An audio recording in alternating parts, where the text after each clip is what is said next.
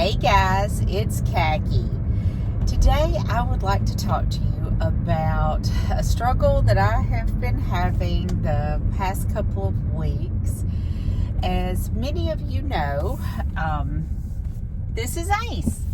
Ace is our new baby that I inherited from a patient who I was very close to, who passed away last week. It seems like it's been longer than that, but it was a week ago on Saturday. She entrusted Dawn and I with the care of her baby following a long battle with breast cancer. Also, getting back from my vacation, I have come into the busiest time of the year at my office. Monday I saw 40 patients. I have been trying to keep Ace reassured. He is very traumatized from the loss of everything he's known. So he is very clingy, so he's required a little extra time. Coming back from vacation also, I have begun the search for a car. I hate buying a new car more than pretty much anything, but it has gotten to the point that I'm going to have to do that, and I am kind of on a deadline. I need to do that sooner rather than later. So, all of these things being said, when I stepped on the scale this morning, I'm up to the upper limit of my 5-pound range that I allow myself, which scares me.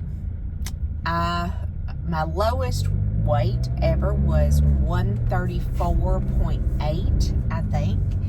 So I allow myself a 5-pound range because I know that weight variance is normal following gastric bypass once you hit, or weight loss surgery, once you get to your goal. So that 5-pound variance I allow myself. This morning when I stepped on the scale, I weighed 139.7. So looking at that 135 to 140, I'm at the upper limit of that. So it scares me. And I want to deal with that now instead of 5 pounds from now. So how do you do that? What do you do when you see that scale starting to creep up?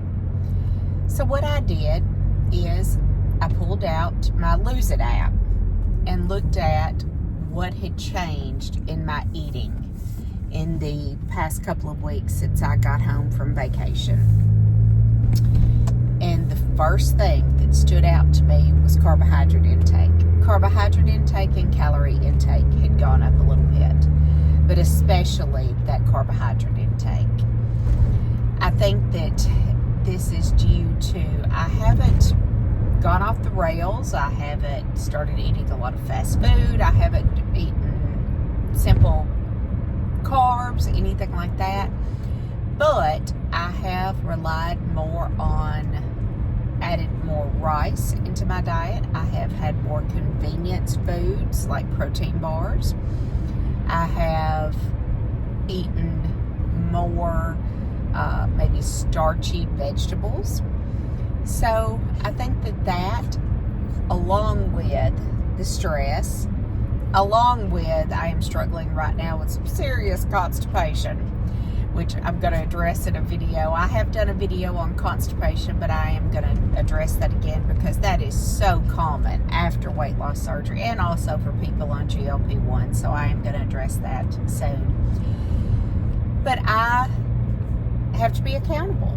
I have to be accountable to myself, and I have to look back and say, okay, what have I done different? And this is it. My water intake has not been as great. My carb intake has gone up, and I am taking ownership of that, and I'm going to turn that around. So the next week, what I'm going to do, I'm going to do my best to go back to those simple guidelines that I had when I was more in the weight loss portion of my journey. I am going to really minimize those non-vegetable vegetable sources of carbs. My plan in the weight loss portion recommended no more than 45 to 60 carbs a day from non-leafy vegetable sources. So take out your salads, take out your broccoli, take out your green leafy vegetables, your carrots, even though they're not leafy, but those things didn't count towards that total. That 45 to 60 came from things like your rice, like your potatoes, like your low carb bread, like your fruits. And I want to lean a little bit more into that way of eating until I get back to where I'm a little bit more comfortable. It's not that I'm uncomfortable at my weight now. I'm still within my goal range, but I don't want that to go any further. I want to get back near the end, near the bottom of that range. And I know that looking at my journal, it's due to behavior change. It's due to increased stress. It's due a little bit, like I said, water intake and constipation. Those are things that I can deal with. And I want to deal with them now instead of a week from now when I may be over that range. So what I'd like to hear from you is, what do you do when you see that scale going up? What are the tools that you utilize to get it down? Do you find that keeping a food journal is helpful for you? Because for me, without that, I'm lost. I've got to have my journal to look back and see what has changed. If I didn't have that, I wouldn't know where my carb intake had crept up. I remember my dietitian told me, if you want to lose, decrease carbs. If you want to maintain, increase carbs. Until the point that you start gaining, then pull back.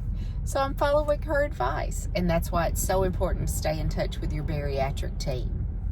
Guys, I would love to hear, where are you at? Is there anything you're struggling with? What would you like to hear me talk about in the future? I want to talk about the things that you want to hear about, that you want to learn about. So let me hear about that. And Ace and I will be here next week, maybe even with Caroline. Caroline has stayed home this week with her dad. It's been a little challenging having him in the office due to him being really clingy. So having both of them was going to be a little bit too much, but I'm hoping as time goes along to be able to manage that. So anyway, have a great week, everybody, and I will see you next Wednesday. Bye.